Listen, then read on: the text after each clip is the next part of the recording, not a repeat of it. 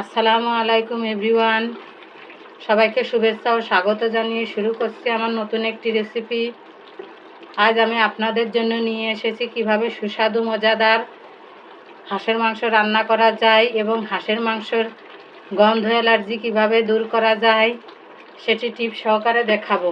ফ্রিজে মাছ মাংস সংরক্ষণে বন্ধুরা এই ধরনের সাদা পলিথিন এবং লাল পলিথিনগুলো ব্যবহার করব না। পলিথিনের বিষ খাবারে ঢুকে যায়। এই ধরনের পলিথিন স্বাস্থ্যের জন্য মারাত্মক ক্ষতিকর। প্রয়োজনে আটার প্যাকেট, সুজির প্যাকেট, চায়ের প্যাকেট, চাউলের প্যাকেট, বিস্কিটের প্যাকেটগুলো ব্যবহার করতে পারি। আমি এখানে একটা হাঁসের মাংস রান্না করব, তার জন্য আমি এখানে একটা হাঁসের মাংস নিয়ে নিয়েছি। হাঁসের মাংসগুলো আমি 2 বার ঠান্ডা পানি দিয়ে ধুয়ে নিয়েছি। এখন এর মধ্যে আমি হালকা গরম পানি দিয়ে দিলাম, হালকার থেকে একটু বেশি গরম এবং অতিরিক্ত ফুটন্ত গরম না, এমন পানি দিয়ে দিলাম। হালকা গরম পানি দিয়ে মাংসগুলো ধুয়ে নিলে হাঁসের মাংসর যে একটা গন্ধ আছে সেটি চলে যাবে এবং হাঁসের মাংসের অ্যালার্জিও ইনশাল্লাহ চলে যাবে। এভাবে ভালোভাবে নেড়ে নেড়ে মাংসগুলো ধুয়ে নিতে হবে। মাংসগুলো আমি একটা ঝুড়ির ভিতর ঢেলে দিয়েছি যাতে মাংসের অতিরিক্ত পানিটা ঝরে যায়। চুলায় একটা কড়াই বসিয়ে দিয়েছি। কড়াইটি গরম হলে এর মধ্যে আমি পরিমাণ মতো সরিষার তেল দিয়ে দিলাম। সরিষার তেল দিয়ে মাংসগুলো রান্না করব। সয়াবিন তেল থেকে সরিষার তেল স্বাস্থ্যের জন্য বেশি ভালো।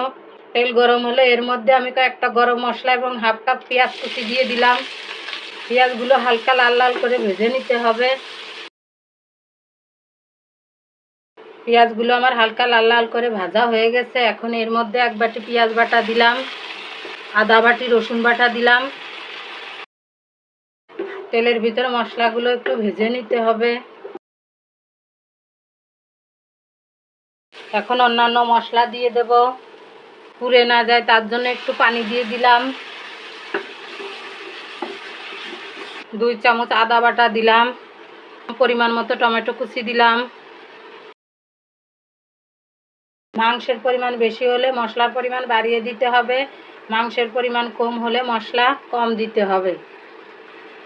1.5 চামচ লবণ দিলাম, 1 চামচ হলুদের গুঁড়া, 1.5 চামচ মরিচের গুঁড়া, 1 চামচ জিরার গুঁড়া, হাফ চামচ ধনিয়া গুঁড়া দিয়ে দিলাম। মশলাটা একটু কষিয়ে নিতে হবে। এখন এর মধ্যে পানি ঝরানো হাঁসের মাংসগুলো দিয়ে দিলাম। মাংস সিদ্ধ করার জন্য পানি দিয়ে দিলাম। তেজপাতা দিয়ে দিলাম। কষানোর জন্য আরেকটু পানি দিয়েছি। ভালোভাবে নেড়ে চেড়ে দিতে হবে। আমি এখানে 1 চামচ সিরকা দিয়ে দিলাম। সিরকা দিলে মাংসটা তাড়াতাড়ি সিদ্ধ হবে। হাঁসের মাংসের যে একটা গন্ধ আছে সেটিও চলে যাবে। দীর্ঘক্ষণ খাবারটা ভালো রাখবে। সিরকা পেটের মেদভুঁড়ি এবং পেটের গ্যাস কমাতে সাহায্য করে। এখন ঢাকনাটা দিয়ে ঢেকে দিলাম। এভাবে ঢাকনাটা দিয়ে ঢেকে দিয়ে কিছু সময় ধরে মাংসগুলো কষিয়ে নিতে হবে। ঢাকনাটা খুলে দিলাম। কিছু সময় পর পর ঢাকনাটা খুলে দিয়ে মাংসগুলো নেড়ে দিতে হবে যাতে নিচে মাংসগুলো লেগে না যায়। আবারও আমি ঢাকনাটা দিয়ে ঢেকে দিলাম। আমি এখানে দেখার সৌন্দর্যের কারণে কড়াইয়ের ভিতরে রান্না করছি। আপনারা চাইলে প্রেসার কুকারেও হাঁসের মাংসগুলো রান্না করে নিতে পারেন।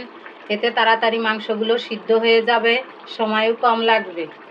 ঢাকনাটা খুলে নেড়ে চেড়ে দিচ্ছি। কিছু সময় ধরে মাংসগুলো ভালোভাবে কষিয়ে নিলাম। এখন ঝোলের পানি দিয়ে দেব। হাঁসের মাংস সিদ্ধ হতে একটু বেশি সময় লাগে, এজন্য পানির পরিমাণ একটু বাড়িয়ে দিতে হবে। এখন মাংসগুলো ভালোভাবে সিদ্ধ করে নিতে হবে। আমি এখানে কয়েকটা কাঁচামরিচ এবং কয়েকটা আলু দিয়ে দিলাম। কিছু সময় ধরে জাল দিয়ে মাংসগুলো ভালোভাবে সিদ্ধ করে নিতে হবে। এইভাবে কিছু সময় ধরে বলক দিয়ে মাংসগুলো সিদ্ধ করে নিতে হবে, ঝোল শুকিয়ে নিতে হবে। কিছু সময় পর পর মাংসগুলো আমি নেড়ে দেব যাতে নিচে লেগে না যায়। কিছু সময় ধরে জাল দিয়ে আমি মাংসের ঝোলের পানি একটু শুকিয়ে নিলাম। এখন আবারও আমি ঢাকনাটা দিয়ে ঢেকে দেব। যাতে মাংসগুলো খুব ভালোভাবে সিদ্ধ হয়ে যায়। কিছু সময় পর পর ঢাকনাটা খুলে নেড়ে দিতে হবে যাতে মাংসগুলো লেগে না যায়। ঝোল ঝোল রাখতে চাইলে একটু ঝোল থাকতেই নামিয়ে নিতে হবে, কিন্তু আমি মাংসগুলো ভুনা ভুনা করব, তার জন্য ঝোলটা আমি আর একটু শুকিয়ে নেব। ঢাকনাটা দিয়ে ঢেকে দিলাম। নামানোর আগে আমি 1/2 চামচ গরম মশলার গুঁড়া দিয়েছি। গরম মশলার গুঁড়া দিয়ে ভালোভাবে নেড়ে চেড়ে দিতে হবে এবং নামানোর আগে একটু খেয়ে দেখতে হবে লবণ ঝাল ঠিক আছে কিনা। যদি প্রয়োজন হয় তাহলে আর একটু দিয়ে দিতে হবে। গরম মশলার গুঁড়াটি আমি বাসায় তৈরি করে নিয়েছি। লবঙ্গ, এলাচ, দারুচিনি, গোলমরিচ শুকনো খোলায় হালকা করে ভেজে ব্লেন্ডারে গুঁড়া করে নিয়েছি। আগে দারুচিনিগুলো হালকা ভাজতে হবে, তারপর অন্যান্য মশলা ভাজতে হবে। আমার মাংস রান্না শেষ, আমি চুলার জালটা বন্ধ করে দিব, চুলা থেকে নামিয়ে নেব। আমার হাঁসের মাংস রান্না শেষ, আমি চুলা থেকে নামিয়ে নিলাম। আমার হাঁসের মাংস রান্নার রেসিপিটি যদি আপনাদের কাছে ভালো লেগে থাকে তাহলে একটি লাইক দিবেন। আমার চ্যানেলে নতুন নতুন রেসিপি পেতে প্লিজ আমার চ্যানেলটা সাবস্ক্রাইব করবেন। আল্লাহর রহমতে সবাই ভালো থাকবেন, সুস্থ থাকবেন। আল্লাহ হাফেজ।